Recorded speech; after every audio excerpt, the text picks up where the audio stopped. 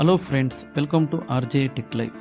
ಸ್ನೇಹಿತರೆ, ಇವತ್ತಿನ ಈ ಒಂದು ವಿಡಿಯೋದಲ್ಲಿ ನಾವು ಜುಕಿ ಓವರ್ಲಾಕ್ 5 ಥ್ರೆಡ್ ಮಿಷಿನ್ ಬಗ್ಗೆ ತಿಳ್ಕೊಳ್ಳೋಣ. ಅಂದರೆ MO6700 ಸೀರೀಸ್ ಅಂತ ಏನು ಬರುತ್ತಲ್ಲ, ಈ ಎಲ್ಲ ಮಾಡೆಲ್ಸ್ಗೂ ಇದು ಟೈಮಿಂಗು ಒಂದೇ. ಸೊ ಅದೇನು ಚೇಂಜಸ್ ಇರೋದಿಲ್ಲ. ಮತ್ತು ಇದು ಲೂಪರ್ ಟೈಮಿಂಗ್ ಆಗಿರ್ಬೋದು, ಫೀಡಾಗಿ ಟೈಮಿಂಗ್ ಆಗಿರ್ಬೋದು, ಮತ್ತು ಫೀಡಿಂಗ್ ಟೈಮಿಂಗ್ ಆಗಿರ್ಬೋದು, ಎಲ್ಲ ಸೇಮ್ ಇರುತ್ತೆ, ಏನೂ ಚೇಂಜಸ್ ಇರೋದಿಲ್ಲ. ಸೊ ಅದನ್ನು ಯಾವ ರೀತಿ ಸೆಟ್ ಮಾಡೋದು ಅಂತೇಳಿ ಇವತ್ತಿನ ಈ ಒಂದು ವಿಡಿಯೋದಲ್ಲಿ ನಾವು ನೋಡೋಣ. ಅದಕ್ಕಿಂತ ಮುಂಚಿತವಾಗಿ ಇದರ ಮೇನ್ ಥಿಂಗ್ ಬಂದು ಈ ನೀಡ್ಲ್ ಬಾರ್ ಕನೆಕ್ಟಿಂಗ್ ಒಂದು ಕಂಪ್ಲೀಟ್ ಡ್ಯಾಮೇಜ್ ಆಗಿದೆ. ಸೊ ಅದನ್ನು ಯಾವ ರೀತಿ ಚೇಂಜ್ ಮಾಡೋದು, ಎಸ್ಪೆಷಲ್ ಹೊಸಬರಿಗೆ ಈ ಒಂದು ವಿಡಿಯೋ ತುಂಬ ಹೆಲ್ಪ್ಫುಲ್ ಆಗುತ್ತೆ. ಯಾಕಂದರೆ ಇದರಲ್ಲಿ ತುಂಬ ಇನ್ಫಾರ್ಮೇಷನ್ ಸಿಗುತ್ತೆ. ಹಾಗಾಗಿ ಈ ವಿಡಿಯೋನ ಯಾವುದೇ ಕಾರಣಕ್ಕೂ ಸ್ಕಿಪ್ ಮಾಡೋಕ್ಕೆ ಹೋಗಬೇಡಿ, ಎಂಡ್ವರೆಗೂ ನೋಡಿ, ಅವಾಗ ನಿಮಗೆ ಕ್ಲೀನಾಗಿ ಅರ್ಥ ಆಗುತ್ತೆ. ಸೊ ನಾನು ಅದೇ ಹೇಳ್ತಾ ಇರೋದು ಮುಂಚೆಯಿಂದನೂ. ಸೊ ನೀವು ಅದನ್ನು ಗಮನ ಕೊಟ್ಟು ಕೇಳಿಸ್ಕೊಬೇಕು ಮತ್ತು ನೋಡಬೇಕು, ಅವಾಗ ನಿಮಗೆ ಕ್ಲೀನಾಗಿ ಅರ್ಥ ಆಗುತ್ತೆ. ಮತ್ತು ಇದನ್ನು ನಾನು ಸ್ಟೆಪ್ ಬೈ ಸ್ಟೆಪ್ ನಿಮಗೆ ಕ್ಲಿಯರಾಗಿ ಅರ್ಥ ಆಗೋ ರೀತಿಯಲ್ಲಿ ನಾನು ಎಕ್ಸ್ಪ್ಲೈನ್ ಮಾಡ್ತಾ ಹೋಗ್ತೀನಿ. ಹಾಗಾಗಿ ನಿಮಗೆ ಒಂದು ಸ್ವಲ್ಪನೂ ಎಲ್ಲೂ ನಿಮಗೆ ಬೋರ್ ಅನ್ನಿಸ್ತೇನೆ, ನಿಮಗೆ ಕ್ಲೀನಾಗಿ ಅರ್ಥ ಆಗುತ್ತೆ ಅಂತ ನಾನು ಭಾವಿಸಿದ್ದೀನಿ ಸ್ನೇಹಿತರೆ. ಮತ್ತು ನಾನು ಹೇಳಿದ್ನಲ್ಲ, ಆ ಕನೆಕ್ಟಿಂಗು ಸಂಪೂರ್ಣವಾಗಿ ಡ್ಯಾಮೇಜ್ ಆಗಿರೋದನ್ನು ಯಾವ ರೀತಿ ರೀಪ್ಲೇಸ್ ಮಾಡೋದು ಅನ್ನೋದನ್ನು ಸಹ ನಾನು ನಿಮಗೆ ಸ್ಟೆಪ್ ಬೈ ಸ್ಟೆಪ್ ತೋರಿಸ್ತಾ ಹೋಗ್ತಾ ಇರ್ತೀನಿ. ಅದನ್ನು ನೀವು ಕ್ಲೀನಾಗಿ ಅಬ್ಸರ್ವ್ ಮಾಡಿಕೊಂಡು ನಾವು ಹೇಳ್ತಕ್ಕಂಥ ಪಾಯಿಂಟ್ಸ್ನ ನೀವು ಅದೇ ರೀತಿ ಮೈಂಡಲ್ಲಿ ಇಟ್ಕೊಂಡು ನೀವು ಪ್ರಾಕ್ಟಿಕಲಾಗಿ ಟ್ರೈ ಮಾಡಿ. ಸೊ ಅದಾದಮೇಲೆ ತುಂಬ ಜನ ಸಬ್ಸ್ಕ್ರೈಬ್ ಮಾಡ್ಕೊಂಡಿದ್ದೀರಿ. ಸೊ ಅದನ್ನು ನೋಟಿಫಿಕೇಷನ್ ಆನ್ ಮಾಡ್ಕೊಂಡಿದ್ದೀರಲ್ಲ, ನನಗೆ ಗೊತ್ತಿಲ್ಲ. ಯಾಕಂದರೆ ನಾವು ಮಾಡ್ತಕ್ಕಂಥ ವೀಡಿಯೋಸು ತುಂಬ ಜನಕ್ಕೆ ಮಿಸ್ ಆಗ್ತಾ ಇರ್ಬೋದು. ಯಾಕಂದರೆ ಇದು ಮಾಡ್ಕೊಂಡಿರೋದನ್ನ ನೀವು ಒಂದ್ಸಲ ಕ್ರಾಸ್ ಚೆಕ್ ಮಾಡ್ಕೊಳ್ಳಿ, ಏನಂದರೆ ನೋಟಿಫಿಕೇಷನ್ ಆನ್ ಮಾಡ್ಕೊಂಡಿದ್ದೀರೋ ಇಲ್ಲೋ ಅಂತೇಳಿ. ಸೊ ಇದು ನಿಮ್ಮ ಗಮನಕ್ಕೆ ಸ್ನೇಹಿತರೆ. ಏನಕ್ಕೆ ಅಂದರೆ ಸ್ನೇಹಿತರೆ, ನಾವು ಮಾಡ್ತಕ್ಕಂಥ ಹೊಸ ಈ ರೀತಿಯ ಎಕ್ಸ್ಪೆರಿಮೆಂಟ್ ವೀಡಿಯೋಸು ನೀವು ಮಿಸ್ ಆಗ್ತಾ ಇರ್ತೀವಿ. ಸೊ ಅದು ಮಿಸ್ ಆಗಬಾರ್ದು ಅಂದರೆ ನೀವು ಒಂದ್ಸಲಿ ನಾವು ನೋಟಿಫಿಕೇಷನ್ ಏನು ಹೇಳ್ತಾ ಇದ್ದೀನಲ್ಲ, ಅದು ಒಂದ್ಸಲಿ ಆನ್ ಆಗಿದೆಯೋ ಇಲ್ಲ ಅಂತೇಳಿ ಕ್ರಾಸ್ ಚೆಕ್ ಮಾಡ್ಕೊಳ್ಳಿ. ಅದರಿಂದ ನಿಮಗೆ ನಾವು ಮಾಡ್ತಕ್ಕಂಥ ಎಲ್ಲ ರೀತಿಯ ಹೊಸ ವೀಡಿಯೋಸು ನೋಟಿಫಿಕೇಷನ್ ನಿಮ್ಗೆ ಸಿಗ್ತಾ ಇರುತ್ತೆ ಸ್ನೇಹಿತರೆ. ಅದಕ್ಕೋಸ್ಕರ ನಾನು ಹೇಳ್ತಾ ಇರೋದು. ಮತ್ತು ಎಂದಿನಂತೆ ಯಾರೆಲ್ಲ ನಮ್ಮ ಈ ಒಂದು ವಿಡಿಯೋನ ಹೊಸದಾಗಿ ನೋಡ್ತಾ ಇದ್ದಾರೆ, ದಯವಿಟ್ಟು ಸಬ್ಸ್ಕ್ರೈಬ್ ಮಾಡ್ಕೊಳ್ಳಿ. ಹಾಗೆ ನಾನು ಮುಂಚೆ ಹೇಳಿದಾಗೆ ನೋಟಿಫಿಕೇಷನ್ನ ಬೆಲ್ ಬಟನ್ನ ಆಲ್ ಅಂತೇಳಿ ಸೆಟ್ ಮಾಡ್ಕೊಳ್ಳಿ. ಆಗ ನಾವು ಮಾಡ್ತಕ್ಕಂಥ ವೀಡಿಯೋಸು ಫಸ್ಟ್ ನಿಮ್ಗೆ ಸಿಗುತ್ತೆ. ಸೊ ಹಾಗೆ ಫೇಸ್ಬುಕ್ಕಲ್ಲಿ ಇನ್ ಕೇಸ್ ಯಾರೆಲ್ಲ ನಮ್ಮ ವೀಡಿಯೋಸ್ನ ನೋಡ್ತಾ ಇದ್ದಾರೆ, ದಯವಿಟ್ಟು ಫಾಲೋ ಮಾಡೋದನ್ನ ಮರಿಬೇಡಿ. ಸೊ ಇನ್ನು ನಾವು ವಿಡಿಯೋದ ಬಗ್ಗೆ ನೋಡೋಣ ಬನ್ನಿ ಸ್ನೇಹಿತರೆ.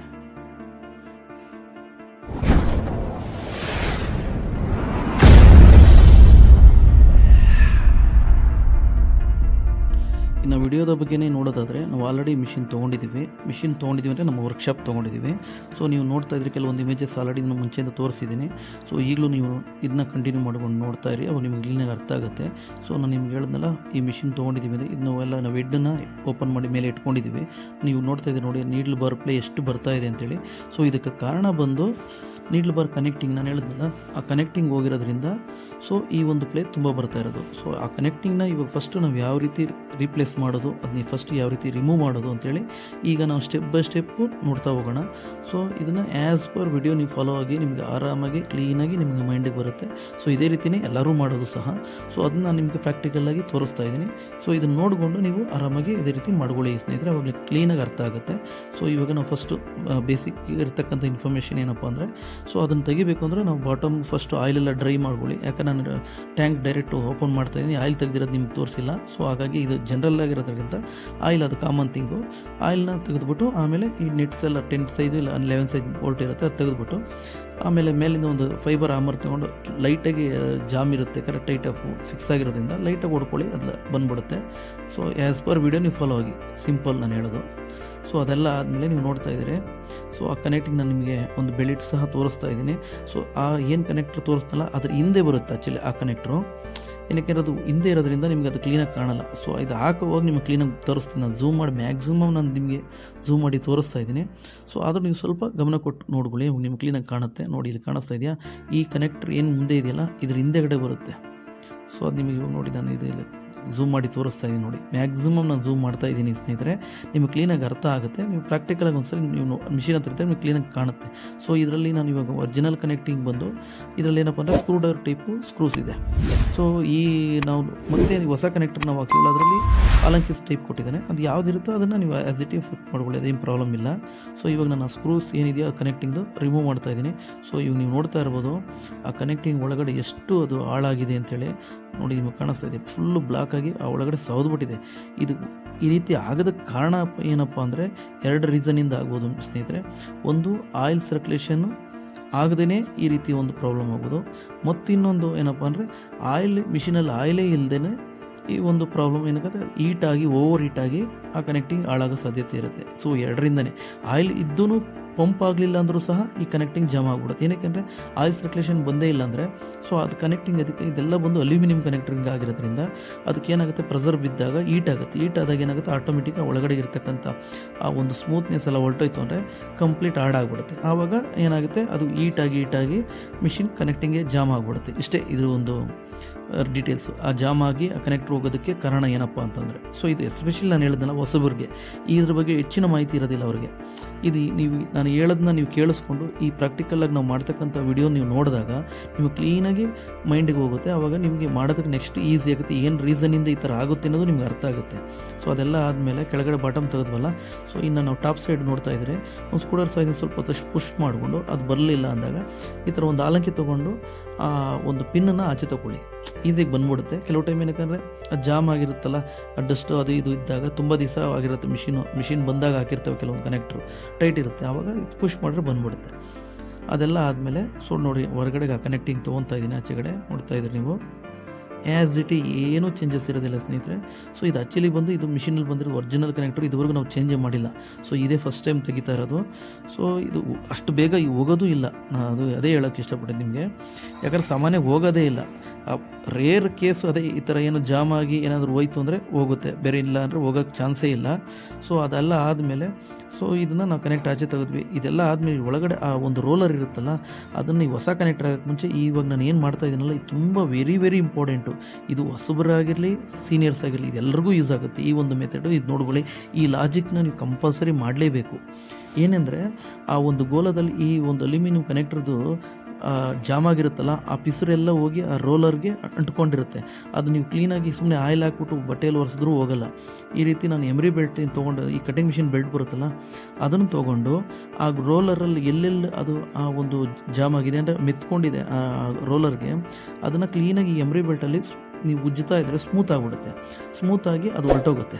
ಆವಾಗ ನಿಮಗೆ ಹೊಸ ಕನೆಕ್ಟರ್ ಹಾಕಿದಾಗ ಏನೂ ಪ್ರಾಬ್ಲಮ್ ಇಲ್ಲ. ಅಂದರೆ ಒಂದು ವೇಳೆ ನೀವೇನಾದರೂ ಅದನ್ನ ಏನು ಕ್ಲೀನ್ ಮಾಡದೆ ನಾನು ಮಾಡಿ ರೀತಿ ಮಾಡದೇ ಡೈರೆಕ್ಟ್ ಹೊಸ ಕನೆಕ್ಟರ್ ಮತ್ತೆ ಆ ಕನೆಕ್ಟ್ರು ಹೋಗುತ್ತೆ. ಸೊ ಇದು ತುಂಬ ವೆರಿ ಇಂಪಾರ್ಟೆಂಟು, ನೀವು ಮೈಂಡಲ್ಲಿ ಇಟ್ಕೊಂಡಿರಿ. ಯಾಕಂದರೆ ಇದನ್ನ ನೀವು ಎಸ್ಪೆಷಲಿ ಹೊಸಬರಿಗೂ ಮತ್ತು ಸೀನಿಯರ್ಸ್ಗೆ ಎಲ್ರಿಗೂ ಈ ಒಂದು ಮೆಥಡ್ ಯೂಸ್ ಆಗುತ್ತೆ. ಅದು ನಾನು ಯಾವ ರೀತಿ ಮಾಡೋದನ್ನ ಆ್ಯಸ್ ಪರ್ ವಿಡಿಯೋ ನೀವು ಫಾಲೋ ಆಗಿ ನಿಮಗೆ ತುಂಬ ಹೆಲ್ಪ್ಫುಲ್ ಆಗುತ್ತೆ ಈ ಒಂದು ಮೆಥಡ್ ಮಾತ್ರ ಸ್ನೇಹಿತರೆ. ಯಾಕಂದರೆ ಅದು ಒಳಗಡೆ ಇರೋದ್ರಿಂದ ಡೈರೆಕ್ಟಾಗಿ ನೀವು ಎಮ್ರಿ ಪೇಪರಲ್ಲಿ ಅಲ್ಲಿ ಕೈ ಹಾಕಿ ಉಜ್ಜೋಕ್ಕಾಗೋದಿಲ್ಲ, ಎಲ್ಲ ಶಾಫ್ಟೇ ತೆಗಿಬೇಕಾಗುತ್ತೆ. ಶಾಫ್ಟ್ ತೆಗೆದು ಹಾಕೋದು ತುಂಬ ರಿಸ್ಕಿ ಕೆಲಸ. ಅದರ ಬದಲು ಇದು ಈಸಿ ಮೆಥಡ್ ನಾನು ನಿಮ್ಗೆ ಹೇಳ್ಕೊಟ್ಟಿದ್ದು. ಈ ಮೆಥಡ್ ನೀವು ಫಾಲೋ ಆಗಿ ಆರಾಮಾಗಿ ಮಾಡ್ಬೋದು. ಆ ಎಮ್ರಿ ಬೆಲ್ಟ್ ಯಾವ ರೀತಿ ಹಾಕಿದೆ ಅನ್ನೋದು ನಿಮ್ಗೆ ತೋರಿಸಿದ್ದೀನಿ, ಅದೇ ರೀತಿ ಫಾಲೋ ಆಗಿ. ಅದೆಲ್ಲ ಆದಮೇಲೆ ಹೊಸ ಕನೆಕ್ಟರ್ ನಾನು ಕೊಂಡಿಸ್ಕೊತಾ ಇದ್ದೀನಿ. ಸೇಮ್ ನಾವು ಯಾವ ರೀತಿ ತೆಗೆದು ಅದೇ ರೀತಿಯೇ ಹಾಕೋದು. ಸೊ ಅದೆಲ್ಲ ಆದಮೇಲೆ ನೋಡಿ ನೀವು ನೋಡ್ತಾ ಇದ್ದೀರಲ್ಲ, ಆ ಪಿನ್ ತೆಗೆದಿದ್ನಲ್ಲ, ಪಿನ್ ಅದೇ ಜಸ್ಟ್ ಅಲ್ಲಿ ಸ್ಲಾಟ್ ಇರುತ್ತೆ, ಅಲ್ಲೊಳಗೆ ಲಾಕ್ ಮಾಡಿಕೊಂಡು ಟಾಪ್ ಸ್ಕ್ರೂ ಟೈಟ್ ಮಾಡ್ಕೊಳ್ಳಿ. ಕಾಣಿಸ್ತಾ ಇದೆಯಲ್ಲ, ಆ್ಯಸ್ ಇಟ್ ಈಸ್ ಸೇಮ್, ಏನೂ ಚೇಂಜಸ್ ಇರೋದಿಲ್ಲ. ಸೊ ಇದೆಲ್ಲ ಆದಮೇಲೆ ನೋಡಿ ನಿಮಗೆ ಆ ಸ್ಲಾಟು ನಾನು ತೆಗೆದು ತೋರಿಸ್ದೆ, ಏನಕ್ಕೆ ಅಂದರೆ ಹೊಸಬ್ರಿಗೆ ಗೊತ್ತಾಗಲಿ ಅಂತೇಳಿ ಉದ್ದೇಶಕ್ಕೆ. ಸೊ ಅದು ನಿಮಗೆ ಅದು ನಾನು ಝೂಮ್ ಮಾಡಿದ್ರೂ ಅದು ಕಾಣಲ್ಲ, ಯಾಕಂದ್ರೆ ಒಳಗಡೆ ಇರೋದ್ರಿಂದ. ಆದರೂ ನಾನು ನಿಮಗೆ ಸ್ಕ್ರೂ ತೆಗೆದು ನಿಮ್ಮ ಪ್ರಾಕ್ಟಿಕಲ್ ಮಿಷಿನ್ ಹತ್ರ ಇದ್ದಾಗ ಗೊತ್ತಾಗುತ್ತೆ. ಆ ಸ್ಕ್ರೂ ತೆಗೆದು ನೋಡಿದಾಗ ನಿಮ್ಗೆ ಕ್ಲೀನಾಗಿ ಕಾಣುತ್ತೆ. ಸೊ ಆ ಸ್ಕ್ರೂನ ಆ ಸ್ಲಾಟಲ್ಲಿ ಕೊಂಡಿಸ್ಬಿಟ್ಟು ಟೈಟ್ ಮಾಡಿ ಆ್ಯಸ್ ಪರ್ ವಿಡಿಯೋ. ಸೊ ನೀವು ನೋಡ್ತಾ ಇದ್ದೀರಿ ಅದೇ ರೀತಿಯೇ. ಅದೆಲ್ಲ ಆದಮೇಲೆ ಟಾಪ್ ಸೈಡ್ ಏನಿದೆ ಅದು ಕಾಂಪೊನೆಂಟ್ಸ್ ಎಲ್ಲ ಅದೇ ರೀತಿ ಫಿಟ್ ಮಾಡ್ಕೊಳ್ಳಿ. ಈಗ ಬಾಟಮ್ಸ್ದ್ರದ್ದು ನೀವು ಕಾಣಿಸ್ತಾ ಇದ್ದೀರಾ, ಅದರಲ್ಲಿ ನಾನು ಮಾರ್ಕ್ ಮಾಡಿ ತೋರಿಸಿದ್ದೆ ಕನೆಕ್ಟಿಂಗಲ್ಲಿ, ನೀವು ಸ್ಟಾರ್ಟಿಂಗಲ್ಲಿ ನೋಡಿದಿರಿ. ಸೊ ಆ್ಯಸ್ ಪರ್ ಆ ಕನೆಕ್ಟಿಂಗ್ನ ಅದೇ ರೀತಿ ಕುಂಡಿಸ್ಕೊಳ್ಳಿ. ಉಲ್ಟಾ ಸೀದಾ ಕುಂಡಿಸ್ಕೊಂತು ಅಂದರೆ ಕನೆಕ್ಟಿಂಗ್ ಸರಿಯಾಗಿ ಕುತ್ಕೊಳ್ಳಲ್ಲ, ಆವಾಗಲೂ ಕನೆಕ್ಟಿಂಗ್ ಹೋಗುತ್ತೆ.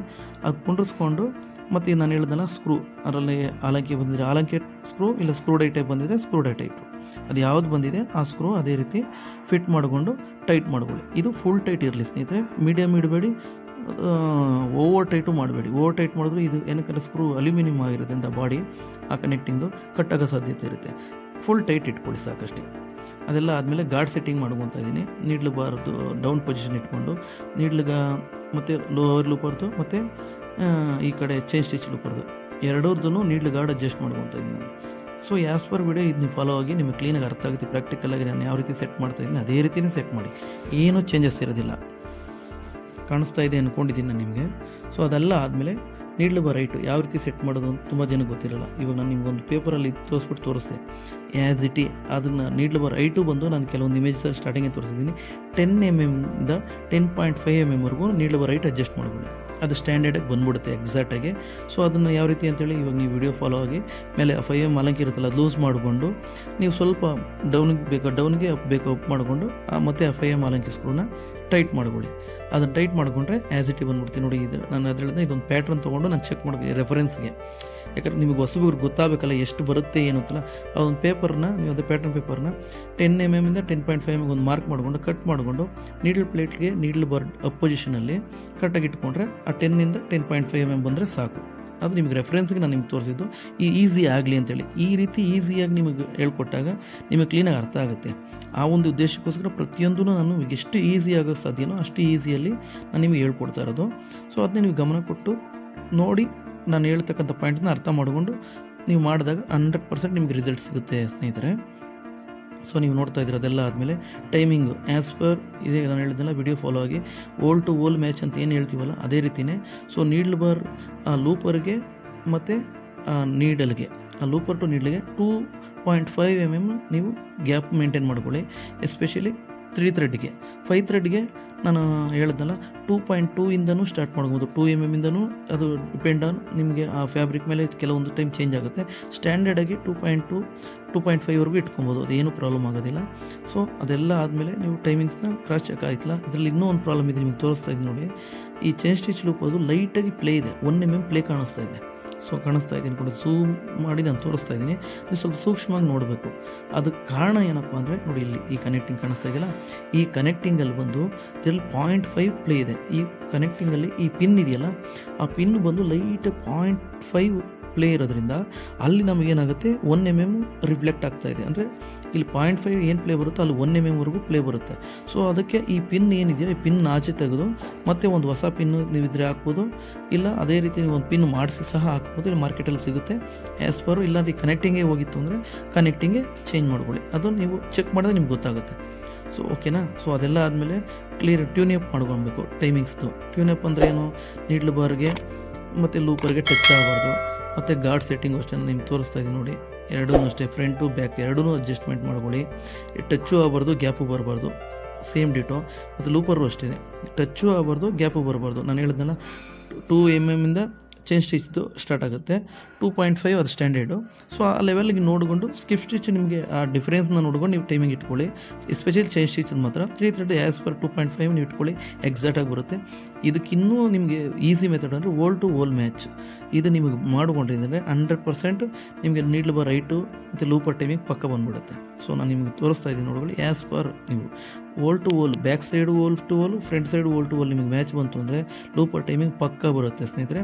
ನೀಡ್ಲ್ ಬಾರ್ ರೈಟ್ ಆಲ್ರೆಡಿ ನಾನು ಹೇಳಿದ ಥರ ಮಾಡಿಕೊಂಡು ನೀವು ಓಲ್ ಟು ಓಲ್ ಮ್ಯಾಚ್ ಮಾಡಿದ್ರೂ ಪಕ್ಕ ನಿಮಗೆ ನೀಡ್ಲ್ ಬಾರ್ ರೈಟ್ ಬಂದುಬಿಡುತ್ತೆ. ಸೊ ಆ 0.1 ವೇರಿಯೇಷನ್ ನಾನು ಹೇಳಿದ್ನಲ್ಲ ನೀಡ್ಲ್ ಬಾರ್ ಆ ಲೂಪರ್ಗೆ ಮತ್ತು ನೀಡ್ಲಿಗೆ, ಆ 0.1mm ಏನು ಚೇಂಜಸ್, ಏನು ಪ್ರಾಬ್ಲಮ್ ಏನೂ ಆಗೋದಿಲ್ಲ ಚೇಂಜಸ್ ಆದ್ರೂ. ನೀವು ಈ ರೀತಿ ಮೆಥಡ್ನೇ ಫಾಲೋ ಆಗಿ ಅಷ್ಟೇ 100% ಬಂದೇ ಬರುತ್ತೆ. ಆ 0.1mm ಎರರ್ಸ್ ಇದ್ದೇ ಇರುತ್ತೆ, ಯಾವುದೇ ಮಾಡಿದ್ರೂ ಅದು ಏನೂ ಆಗೋದಿಲ್ಲ. ಅದು ನೀವು ಅದು ಮೈಂಡ್ಗೆ ಹಾಕೊಳಕ್ಕೆ ಹೋಗಬೇಡಿ. 1mmವರೆಗೂ ಏನು ಪ್ರಾಬ್ಲಮ್ಮೇ ಆಗಲ್ಲ. ಬಟ್ ಅದು ನಿಮಗೆ ಫ್ಯಾಬ್ರಿಕ್ ಮೇಲೆ ಡಿಪೆಂಡ್ ಆಗುತ್ತೆ. ಅದ್ರ ಪ್ರಕಾರ ನೀವು ಟೈಮಿಂಗ್ ಮಾಡ್ಕೊಳ್ಳಿ, ಪಕ್ಕ ಬರುತ್ತೆ ಅಷ್ಟೇ. ಸೊ ಅದೆಲ್ಲ ಆದಮೇಲೆ ನೀವು ಒಂದ್ಸಲಿ ನೀಡ್ಲ್ ಪ್ಲೇಟ್ ಹಾಕಿ ಎಲ್ಲ ಒಂದ್ಸಲಿ ಕ್ರಾಸ್ ಚೆಕ್ ಮಾಡಿ. ಅದಕ್ಕೆ ಹಾಕೋಕ್ಕೆ ಮೊದಲು ನೀಡ್ಲ್ ಪ್ಲೇಟ್ ಹಾಕೋಕ್ಕೂ ಮೊದಲು ಒಂದ್ಸರಿ ನೀವು ಫೀಡಾಗಿ ನಾನು ಆಲ್ರೆಡಿ ನಾವೇನು ಬಿಚ್ಚಿರ್ತೀವಲ್ಲ ಫೀಡ್ ಆಗಿರ್ಬೋದು ಮತ್ತು ಗಾರ್ಡ್ ಸೆಟ್ಟಿಂಗ್ದು ಸ್ಕ್ರೂ ಲೂಸ್ ಮಾಡಿರ್ಬೋದು ಎಲ್ಲನೂ ಆ್ಯಸ್ ಪರ್ ಟೈಟ್ ಮಾಡ್ಕೊಳ್ಳಿ. ಓವರ್ ಟೈಟ್ ಮಾಡ್ಕೊಳ್ಳಿ. ಮೀಡಿಯಮ್ ಟೈಟ್ ಇದ್ದು ಕೆಲವೊಂದು ಮೀಡಿಯಮ್ ಟೈಟ್ ಮಾಡ್ಕೊಳ್ಳಿ, ಫುಲ್ ಟೈಟ್ ಬೇಕಾಗಿರುತ್ತೆ ವಸ್ತು ಪಾರ್ಟ್ಸ್ಗೆ ಫುಲ್ ಟೈಟ್ ಮಾಡ್ಕೊಳ್ಳಿ. ಫೀಡ್ ಆಗದೆಲ್ಲ ಫುಲ್ ಟೈಟ್ ಇರಬೇಕು. ಗಾರ್ಡ್ ಸೆಟ್ಟಿಂಗ್ದೆಲ್ಲ ಲೈಟ್ ವೈಟು ಮೀಡಿಯಮ್ ಟೈಟ್ ಇರುತ್ತೆ ಸಾಕು. ಸೊ ಓಕೆ, ಅದೆಲ್ಲ ಆದಮೇಲೆ ಆಯಿಲ್ ಮೇನ್ ಥಿಂಗ್ ಸ್ನೇಹಿತರೆ. ಇದರಲ್ಲಿ ಓವರ್ಲಾಕಲ್ಲಿ ಅದೇ ಕನೆಕ್ಟಿಂಗ್ ಹೋಗೋ ಕಾರಣ ಏನಾಗಿತ್ತಲ್ಲ, ಸೊ ಅದನ್ನು ನಾವು ಚೆಕ್ ಮಾಡ್ತಾಯಿದ್ವಿ ನೋಡಿ. ಆಯಿಲ್ ಪಂಪ್ದು ಫಿಲ್ಟರ್ ತೆಗೆದು ನೀವು ಚೆಕ್ ಮಾಡಿಕೊಳ್ಳಿ. ಆಯಿಲ್ ಬರ್ತಾ ಇದೆಯಾ ಇಲ್ಲ ಅನ್ನೋದು ನಿಮ್ಗೆ ಇಲ್ಲಿ ಈಸಿಯಾಗಿ ಕಣ್ಣಾರೆ ನೋಡ್ಬೋದು. ಇಲ್ಲಿ ಆಯಿಲ್ ಬರ್ತಾ ಇದೆ ಅಂದರೆ ಆಯಿಲ್ ಪಂಪಿಂಗ್ ಸಿಸ್ಟಮ್ ಕರೆಕ್ಟಾಗಿದೆ ಅಂತೇಳಿ. ಈ ಆಯಿಲ್ ಪಂಪಿಂಗ್ ಸಿಸ್ಟಮ್ ಕರೆಕ್ಟ್ ಇಲ್ಲ ಅಂದರೆ ನೀವು ಇಷ್ಟೊತ್ತು ಏನು ಮಾಡಿದ್ರಲ್ಲ ಕನೆಕ್ಟಿಂಗ್ ಹಾಕಿ ಟೂಪರ್ ಟೈಮಿಂಗ್ ಮಾಡಿ ಮತ್ತೊಂದು ಪ್ರತಿಯೊಂದೂ ನೀರಲ್ಲಿ ಹೋಮ ಮಾಡ್ದಂಗೆ, ಅಂದರೆ ನೀವು ಮಾಡ್ತಕ್ಕಂಥ ಕೆಲಸ ಮತ್ತೆ ಹಾಳಾಗುತ್ತೆ. ಯಾಕಂದರೆ ಆಯಿಲೇ ಪಂಪ್ ಆಗಿಲ್ಲ ಅಂದಾಗ ನೀವು ಇಷ್ಟೊತ್ತು ಮಾಡಿ ಏನು ಪ್ರಯೋಜನ ಆಗುತ್ತೆ ಹೇಳಿ, ಮತ್ತೆ ಆ ಕನೆಕ್ಟಿಂಗ್ ಹೋಗುತ್ತೆ. ಇದು ಯಾಕಂದರೆ ಹಗಲೆಲ್ಲ ಬಿಚ್ಚಿ ಮಾಡೋಂಥದ್ದಲ್ಲ, ಮೇಜರ್ ಇದ್ದು ಆಯಿಲ್ ಪಂಪ್ ಸಿಸ್ಟಮು. ಇದು ಕಂಪಲ್ಸರಿ ಪ್ರತಿಯೊಬ್ಬರು ಅಷ್ಟೇ, ಎಲ್ಲ ಮಿಷಿನೂ ಆಯಿಲ್ ಪಂಪಿಂಗ್ ಸಿಸ್ಟಮ್ ಇರಲೇಬೇಕು. ಮನುಷ್ಯನಿಗೆ ಬ್ಲಡ್ ಸರ್ಕ್ಯುಲೇಷನ್ ಯಾವ ರೀತಿನೋ ಅದೇ ರೀತಿ ಈ ಮಿಷಿನರೀಸಿಗೆ ಆಯಿಲ್ ಪಂಪು ಆಯಿಲ್ ಸರ್ಕ್ಯುಲೇಷನ್ ಅಷ್ಟೇ ಇಂಪಾರ್ಟೆಂಟು. ಸೊ ಇದನ್ನು ನೀವು ಮೈಂಡಲ್ಲಿ ಇಟ್ಕೊಳ್ಳಿ. ಪ್ರತಿಯೊಂದು ಮಿಷಿನು ಅದು ಚೆಕ್ ಮಾಡೋದು ಅದೇ ರೀತಿ ಎಲ್ಲ ಆದಮೇಲೆ ಕ್ಯಾಪ್ ಹಾಕಿನೂ ಸಹ ನಿಮ್ಗೆ ತೋರಿಸ್ತೀನಿ. ಇದರಲ್ಲಿ ಯಾವ ರೀತಿ ಇಂಡಿಕೇಶನ್ ನೋಡಿ ನಿಮ್ಗೆ ಕಾಣಿಸ್ತಾ ಇದೆ, ಎಷ್ಟು ಕ್ಲೀನಾಗಿ ಅದು ಫ್ಲೋ ಆಯ್ತು ನೋಡಿ. ಆ ರೀತಿ ಬರಬೇಕು ಆಯಿಲು. ನಾನು ಯಾಕಂದರೆ ಬೆಳ್ಳಿಟ್ಟು ತೋರಿಸ್ತಾ ಇದ್ದೀನಿ, ಯಾಕಂದರೆ ಮತ್ತೆ ಮೇಲಕ್ಕೆ ಆರುತ್ತೆ ಅಂತೇಳಿ. ಸೊ ಅದನ್ನ ನೀವು ಚೆಕ್ ಮಾಡ್ಕೊಳ್ಳಿ. ಆಯಿಲ್ ಪಂಪು ಮೇಜರಾಗಿ ಕರೆಕ್ಟಾಗಿ ವರ್ಕ್ ಆಗಬೇಕು. ಸೊ ಅದೆಲ್ಲ ಆದಮೇಲೆ ಕ್ಲೀನಾಗಿ ಎಲ್ಲ ಫಿಟ್ಟಿಂಗ್ ಮಾಡಿಕೊಂಡು ಒಂದು ವೇಸ್ಟ್ ತೊಗೊಂಡು ಸ್ಟಿಚ್ ಮಾಡೋಣ. ಇಷ್ಟೊತ್ತು ನಾವು ಏನು ವರ್ಕ್ ಮಾಡಿದ್ವಲ್ಲ ಕರೆಕ್ಟಾಗಿತ್ತು ಅಂದರೆ ಸ್ಟಿಚ್ ಪಕ್ಕ ಬರುತ್ತೆ.